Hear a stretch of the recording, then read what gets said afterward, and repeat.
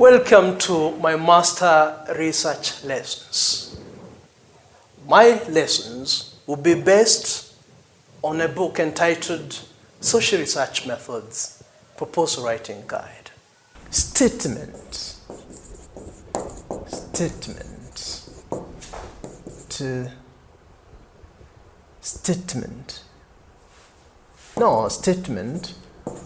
of the problem.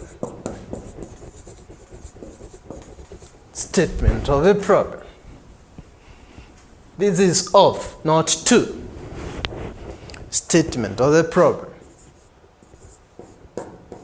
Introduction. Statement of the problem. I'm very amused when I talk about statement of the problem because it's always a problem when students of research are conducting their studies. Statement of the problem is always a problem. Statement of the problem is always a problem. So therefore, in this case, I need to enlighten you on how to go about statement of the problem.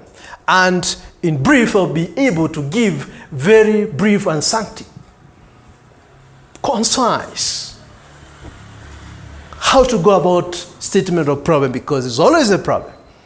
So how do you go about statement of the problem? When you're stating statement of the problem, you need to have read widely about your subject area, about your area of investigation. Generally, you need to have read widely and probably reviewed some bit of literature and gone deep and dug some bit of literature so that you are able to examine the trends and how it is, so that you are able to state statement of problem based on two aspects. One,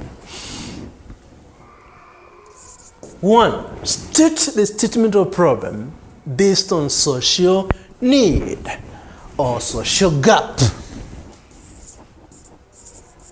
Social need or gap. Based on social need or social gap. What is happening on the ground? What is pinching you so that you feel that there is a problem? Not a thought problem or perceived problem, but a felt problem. Students of research sometimes think of a problem as opposed to being driven by the need on the ground, by the dictates of what is happening on the ground. And that is where students of research go wrong. And not only students of research, but sometimes some scholars may be widely there speculating a problem and not a felt problem.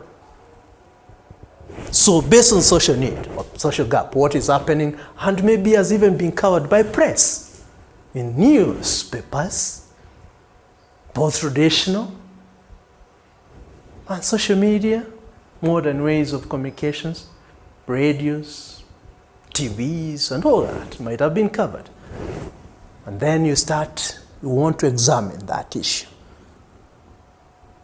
2, based on knowledge gap. You can state your problem based on knowledge gap. B, knowledge gap.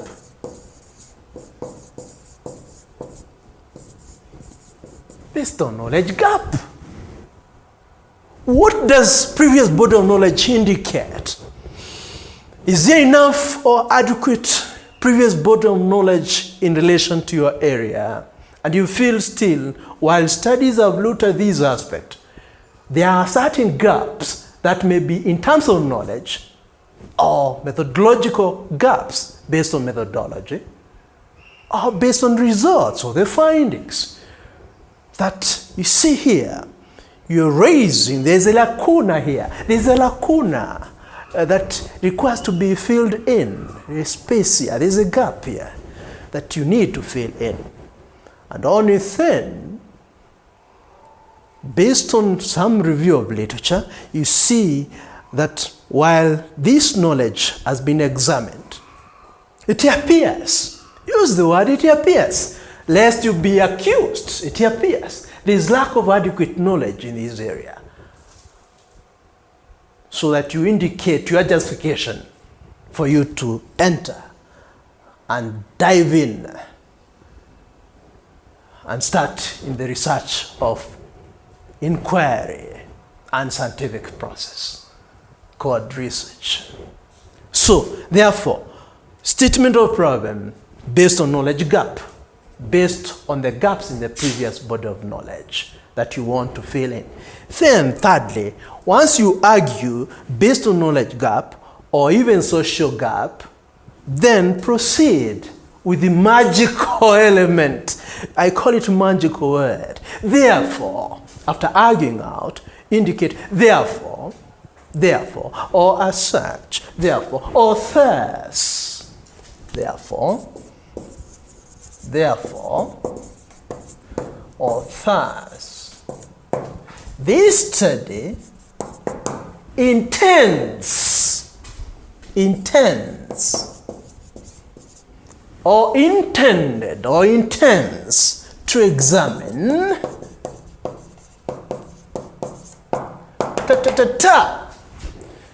to examine, for instance, factors affecting students' academic performance in public secondary schools in this place or that place.